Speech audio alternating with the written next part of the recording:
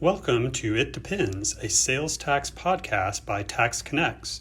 I'm your host, Brian Greer, joined by my colleague, Jeff Meggs, and we're super excited that you've joined us today. Sales and use tax can be confusing and overwhelming, but it doesn't have to be. Whether you work in an industry or a CPA firm, or just someone who wants to stay informed about the latest sales tax laws, we've got you covered. Periodically, we'll explore different aspects of sales tax. So whether you're a tax pro or a novice, in industry, school, or a practicing CPA, tune in and join us as we attempt to simplify the complexity of the sales tax world. This is It Depends, because with sales tax, there's rarely just one answer, and often that's our answer to many questions. It just depends.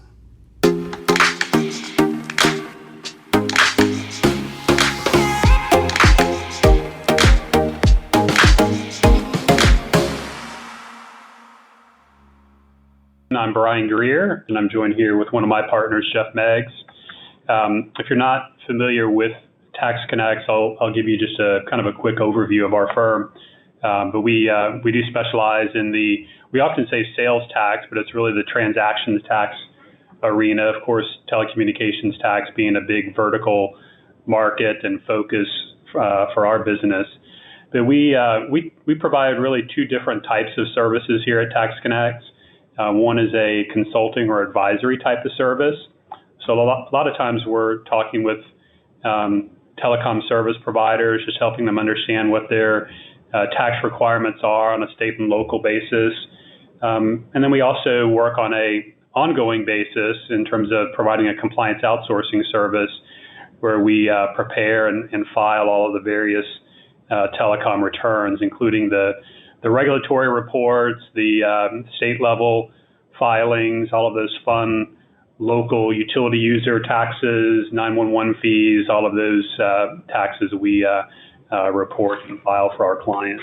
Agenda today is really focused on some common misconceptions within the telecom industry. And over the last, I guess, 20 plus years that Jeff and I have operated in this telecom space, a few kind of common issues or questions pop up. And that's really what the focus is here today, is just to kind of talk through some of those common myths or misconceptions that we hear, that if you subscribe to these, it can definitely get you sideways from a compliance perspective. So I'll turn it over here to Jeff for the first myth. Thanks, Brian.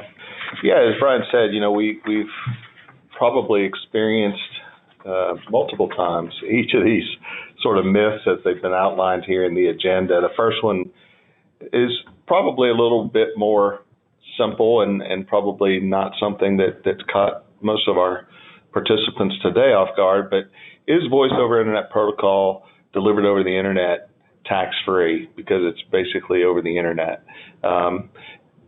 The Internet Tax Freedom Act really was imposed by the federal government to minimize or eliminate those transactions taxes being imposed on internet access. And so when we're talking about VoIP services transmitted via the internet, it's not the VoIP service themselves or anything else that might be transmitted over the internet for sale, software as a service, downloaded software, digital products, things of that nature. Anything sold where the internet is leveraged as the delivery medium is still going to get the same tax treatment. It's the internet service itself, access to the internet for purposes of engaging in whether it's research or commerce. Now, it is important to note that while the Internet Tax Freedom Act is intended to eliminate or prevent states from charging sales tax on internet access services, when the law was introduced, it was there were some states that were grandfathered in. There were a few states that had already established some taxes on internet services, and they were allowed to maintain or keep those taxes in place. Texas has sort of a tax on internet access service, and I think there's one or two other states as well. The other thing I think it's important to note is while the the Internet Tax Freedom Act was really intended for Internet services, it also encompassed state and local governments. And as Brian said, we're in a business model here where we file a whole host of tax return types, those being state level and a lot of local level returns. California, for example, doesn't apply sales tax to VoIP services. However, there are about 115 cities, some of which are counties actually, that do impose a tax on VoIP services. They're treated as communication services subject to what's called a utility users tax. The rates can vary anywhere from 4 to, I think, 9, maybe 10%, as high as 10% across all those jurisdictions in California. But it's just important to note that sometimes the tax treatment of VoIP services can differ between the state level and the local level. There's some treatments in Louisiana at the parish level that differ from the state level. And there's some other states where that can be the case. So just be aware of that. So myth 1, VoIP delivered over the internet is taxable in the majority of the states. It is not tax exempt simply because it's delivered over the internet. Myth 2, we aren't a telecom service provider, we're a reseller. So this sort of gets to the point of whether you're considered a utility or not. It is complicated. For example, you could be operating in a capacity where you own the fiber or the telephone poles and the telephone lines, as we used to think of them. And that infrastructure, cell towers, for example. There are entities that we know own that infrastructure and are distributing their services via that infrastructure. But there are also entities that are resellers of those types of services, resellers of communication services. They're leveraging that infrastructure of the upstream utility or the upstream telecommunications company in this case, but they don't own that infrastructure. They're essentially leasing it at some variable price. So the upstream carriers obviously have obligations that include state and local taxation, regulatory fees, and service fees of that nature. But if you're a reseller of those services and you're buying them and then delivering them to another end user consumer, you will step into the shoes of the telecommunications provider for purposes of sales and transactions taxes. Now there's always little nuances when we get into sales and transactions taxes. Brian's going to hit on a few of those here later on, but essentially, if you're providing directly to a consumer communication services in any fashion, you should become familiar with the level of taxation that may be applied. So myth 2, resellers are just as taxable as a upstream or primary carrier. And Jeff, I'll add one point to that before I take up the third piece here. We often talk with quote unquote resellers that are really brokers, meaning they're representing another telecom carrier. They're selling the service. However, the service is invoiced and delivered by the upstream carrier, and then that individual quote unquote seller or company that's acting really as a broker just gets a commission from the upstream carrier. So that scenario exists where the broker in that case doesn't necessarily have the obligation to charge the applicable taxes or would not be considered the actual telecom service provider. So the third myth here is we don't have nexus, we don't need to collect or remit taxes. And this has come up more frequently for us, especially in light of some of the new economic nexus standards that are in place. But a lot of times we're working with companies that are familiar with the historical, sales tax framework for nexus determination. So they're familiar with the physical presence standard. They're familiar with some of the new economic nexus standards. Of course, the physical presence being where you have employees, offices, inventory, things of that nature, maybe even where you travel. from a sales rep perspective, or just representing the business in general where you're traveling into other states. Then on the economic nexus front, we see more of the $100,000 of revenue sourced into a state, or 200 individual invoices is kind of the standard there from an economic nexus perspective. So we see companies wanting to apply those types of standards also to the telecommunications service. However, in reality, what happens in the telecom world is that we see this concept that's referenced here and referred to as attributional nexus. And Jeff had referenced with the upstream carriers the various infrastructure that's in place.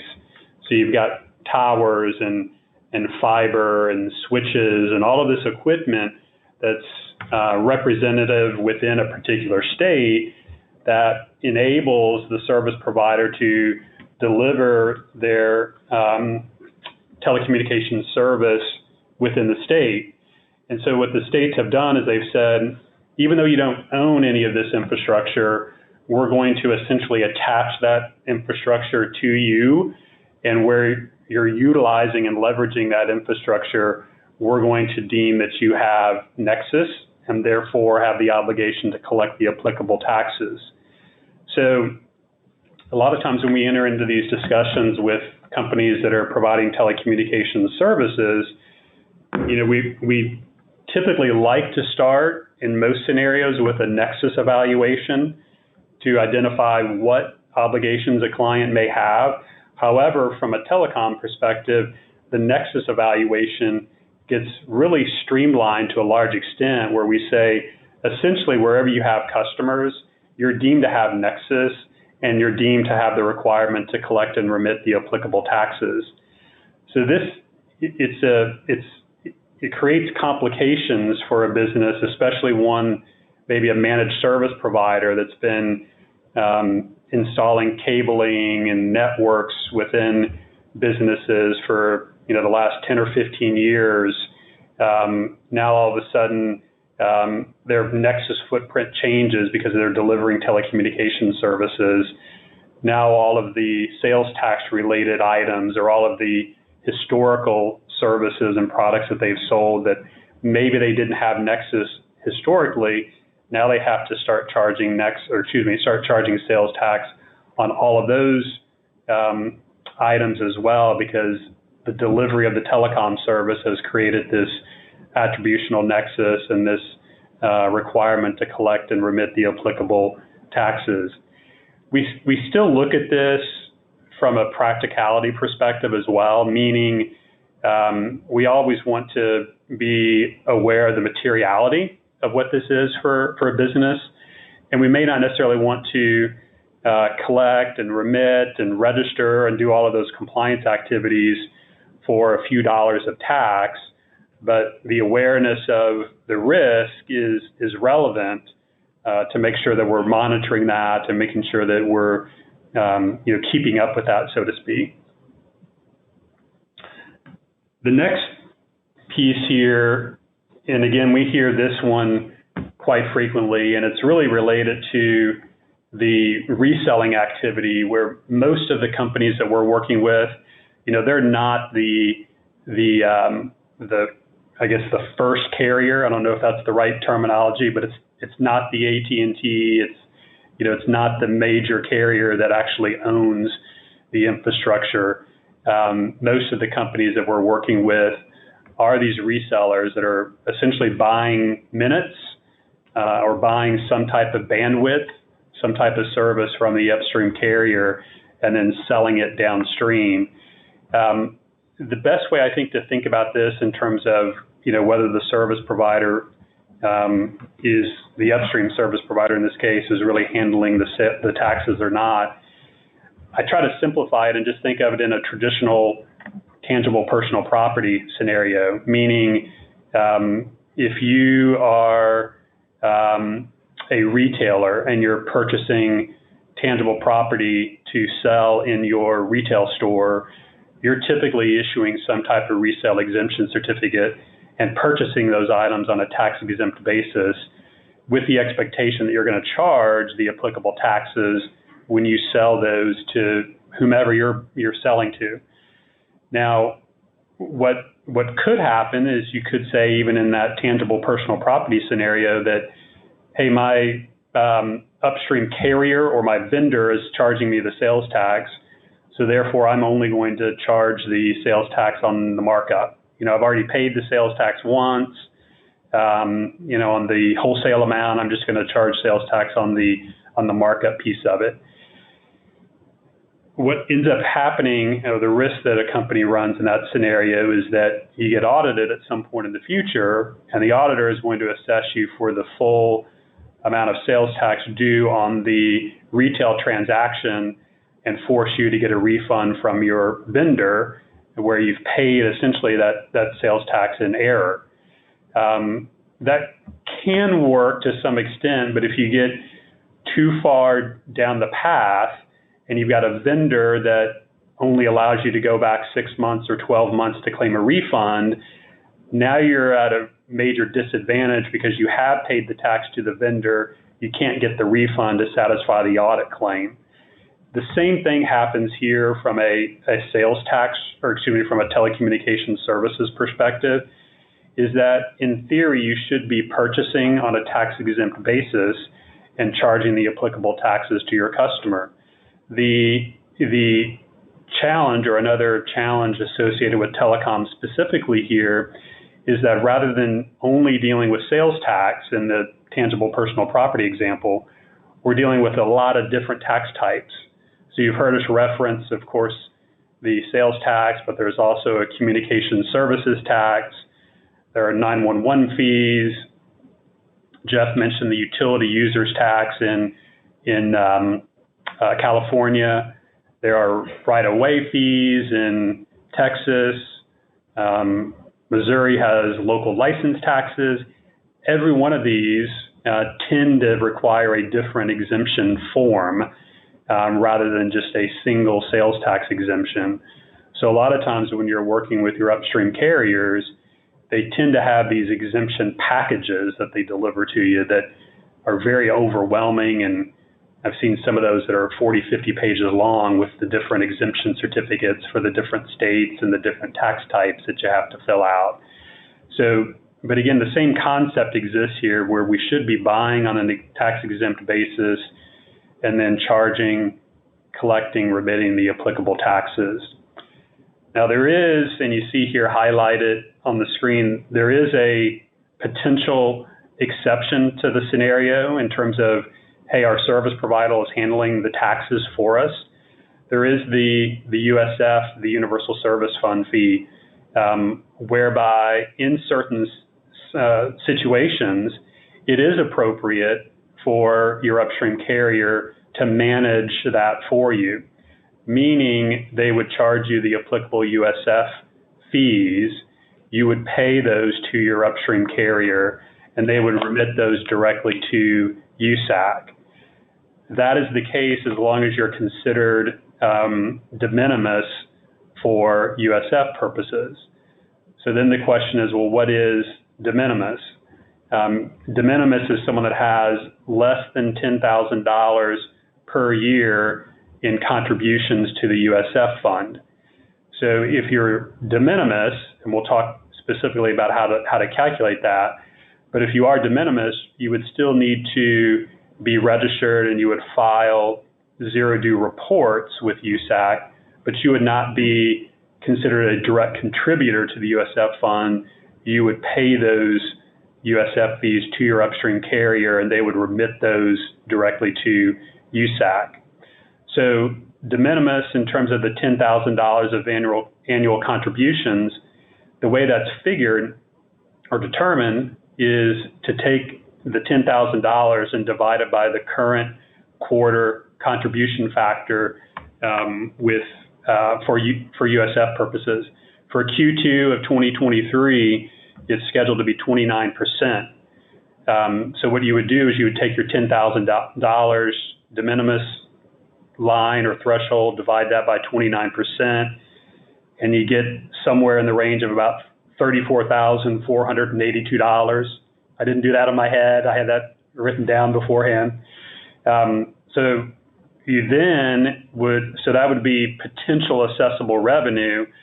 But if we're looking at this for voice over IP purposes, we would then, and most of the clients that we're working with tend to be in this VoIP space. So that's why we've highlighted VoIP quite a bit here.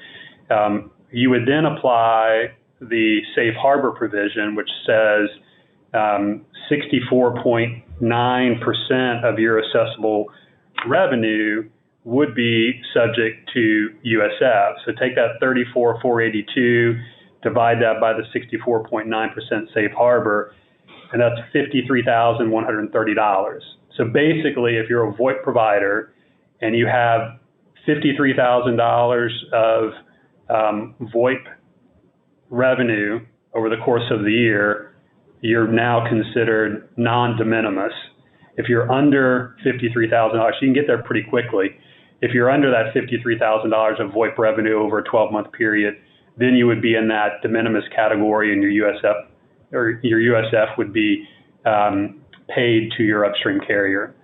So I'm sure that thoroughly confused everybody, but the overall issue here in terms of the myth is that for the most part, your upstream service provider, your upstream carrier, you should not rely on them to manage your tax burden for you. It's only applicable in these de minimis scenarios, and that's only applicable for USF purposes. Brian, I'm going to pick up with this last myth of the day. All communication services are taxed the same. No, that doesn't necessarily play out that way.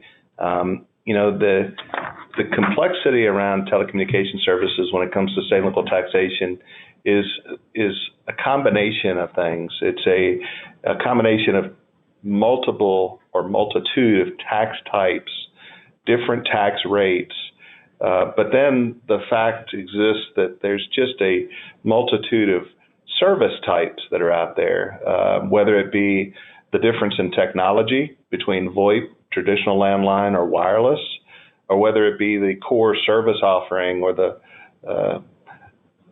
sort of vertical offerings that go along with most of our telecommunication services. They're not all taxed equally. They're not all taxed the same. Brian shared just a little bit of some of that variety within VoIP. Most of the VoIP providers are applying some level of a safe harbor rule to do some of their tax calculations, and that's true at the USF level. It can also be true in the local tax level as well, state and local. So there's some differences there, depending how the service is billed. Is it a postpaid versus prepaid can potentially impact the taxability. There's a multitude of things within the telecom service, and those of you that are of my age remember being in college and trying to make calls back home, whether it be to family or girlfriends or boyfriends, and the long distance charge was just something you couldn't stomach every month. Long distance used to be a separately charged item, tolled and billed separately and taxed differently as well. So a whole lot of change has taken place over the last couple of decades in that regard, and continues to change. There's still a lot of innovation in the communications sector, and we're engaged quite commonly with clients trying to ascertain the true tax treatment of a variety of services. I was on a call this morning with a company that provides a type of facsimile services, but it's not the traditional fax services as we all, or maybe a lot of us, remember. And most of us that fax today, to the extent you even fax anymore, you're doing it in a cloud fashion, much different than it used to happen.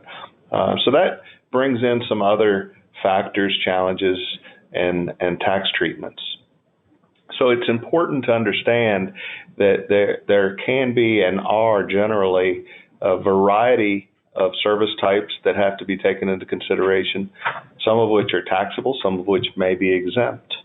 And then at the state and local level, there can be different rates that apply to different types of services. For example, if you're providing residential services in Florida, you're going to have a different taxing scenario than if you're providing commercial or business services. Same can be said for the E911 fees in Louisiana. There's a difference a lot of times at those very local levels between a business and a individual telecommunications customer, a difference in the rates. To just give you some sense for the variability, you've got, obviously at the macro level, you've got intrastate calls, you've got long distance intrastate calls, local interstate calls, you've got long distance interstate calls, you have three-way calls, you have international calls, and then you get into some of the other verticals or ancillary services, call forwarding, voicemail, text, data, 800 services, 900 services, conference bridging. The list goes on and on. And, as we've evolved both technologically and with respect to these different service elements, it gets very complicated when you're sitting in front of your computer or sometimes even on your cell phone, and you start thinking about all the things you're able to do, all the business you're able to conduct through those devices. And we're sitting here communicating to everybody right now via computers, laptops. We're communicating to you with data, with pictures. There's questions as to whether or not something like that could be taxable. So the complexity around telecom just goes beyond jurisdictional taxes, tax types. It extends into the technology environment, how you bill for it, whether you bundle it together, whether you have separate charges for it. And sidicing can also be a factor. There's been a lot of regulation around sidicing to try to ease that burden on telecom providers. So that's served the industry well at the federal level. But again, there's just a host of challenges. So not all communication services are treated the same from a tax perspective. Thank you. Thanks, everyone. This has been It Depends, with another episode explaining the complexities surrounding sales and use tax. We'll see you next time.